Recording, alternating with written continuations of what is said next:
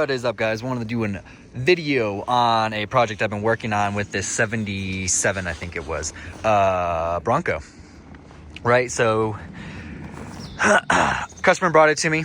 He had it painted a while ago. He had it down in Texas. It was getting a Cummins put into it, common rail. They ran into too many issues. Apparently they have some TV show down there, and one day he found it out in the field and it was abandoned in the back of their TV show. So he went and picked it up, brought it to me, and we made a few changes. Got that Cummins and Allison taken out, and decided to go a different route. So I believe he's around a 4.5 inch lift kit, for those that are wondering, 35 inch tires. Right, so we'll start with the fun stuff. And it does have like a 1.25 or 2 inch body lift. I don't remember. All right, so we have a Coyote 5 liter with a 6RD transmission. Got everything put into it. And this was actually a kit from PBH, which is Power by the Hour. And for the most part, good kit. It is it is missing quite a bit of stuff that you don't realize until you're kind of sitting there and you're like, oh, I don't have this adapter. Oh, I can't connect coolant, blah, blah, blah, blah. All sorts of stuff. So it is a good starting place. Just make sure you get everything ordered together at the right time with everything that you need, right? So is running Hydro Boost with a PSC pump down there, and then PSC reservoir. Pretty basic, generic stuff right there. Bunch of brackets I had to make to house things correctly and all of that. So the actual heating and AC system is by Classic Auto Air. 10 out of 10, do not recommend. The fitment behind this was absolutely atrocious behind the dash, missing tons of parts, and currently it is not working correctly. And I'm trying to work with the manufacturer and try to get everything fixed and replaced. So he is running the stock axles on this, so it does have that 9-inch rear and leaf springs, and does have some serious anti-wrap going on just because of how much power it makes.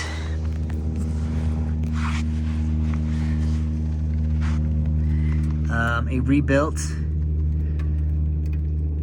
T-case, and then, like I said, 6R80 transmission. No front drive shaft right now because I'm trying to convince the customer to let me redo the suspension, do some new axles, so we can just revamp this thing entirely the correct way. It is running, I'm going to get a bunch of the brands wrong. Could be a Wild Horse 4x4, aluminum fuel cell with a skid plate. I did do a 3-inch stainless exhaust system. I wrapped it for heat because it is pretty close to the floorboard. See if we can got the muffler, and it's loud as all hell, by the way. There is an exhaust cutout. I don't think he's ever going to use the exhaust cutout just because of how loud this thing is, as is. I built all new brake lines, so it is running basically all new hard lines down to a new proportioning valve, and then split front rear stainless steel lines all the way back. Interior has a Dakota dash. PBH does give you a steering column piece. It does move it over slightly, so it does help with clearing the headers inside there. You do have to cut your fender wells and actually move them outward in order to fit this massive motor. New steering column, electric pedal, BC Bronco center console. This thing is actually really nice. It's really well made, very stout, has adjustability. I would absolutely recommend it. These were the seats. Oh gosh, I don't remember where they're from. If you ever look up Bronco seats, it's like one main company that does it. And I carry them, and I can't tell you who it is. But the benefit is the leather is like really close to matching, which is super nice. They do a wrinkle finish on this, which is usually cheese ball, but it's nice. Put in a head unit, little adapter piece right here. So it's Bluetooth, wireless charger. You got your center inside here with 2 USB chargers. Below here, I've got a bunch of amps and everything for the audio system, speakers. one of the vents. There's another vent on the other side over there. Obviously you have your windshield vents, but like I said, nothing is working currently from them. Their stuff looks really nice, but it's not functioning. Low car shifter, twin shift, which I just have to get knobs for. And this will work with the actual electronic shifting, and then once I get cruise control working, it'll work. And then behind here, it's not hooked up yet, is going to be 2 rear air vents that will plug out to the rear. Temporary, just through some generic speaker boxes, so he's gonna sit back there. I'm gonna convince him to let me make some mounts that go into the back there, so everything's housed and protected. But yeah, guys, this thing's super rowdy.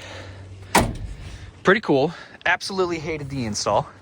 It's just a massive motor in such a small amount because everything's overhead cam, so everything is just, it's wider, it's heavier. The fitment was terrible with everything. It was just a nightmare, but does work, does drive nice, and it is pretty dope. Let me see if I can get it turned on. I hope my Bluetooth doesn't connect to it here. All right, let's see what we can do here.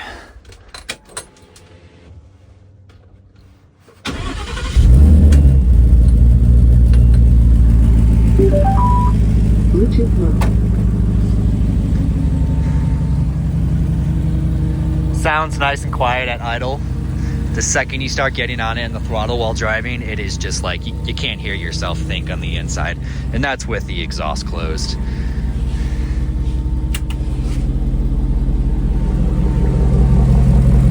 And that just opens up the cutout that's right there, closes it.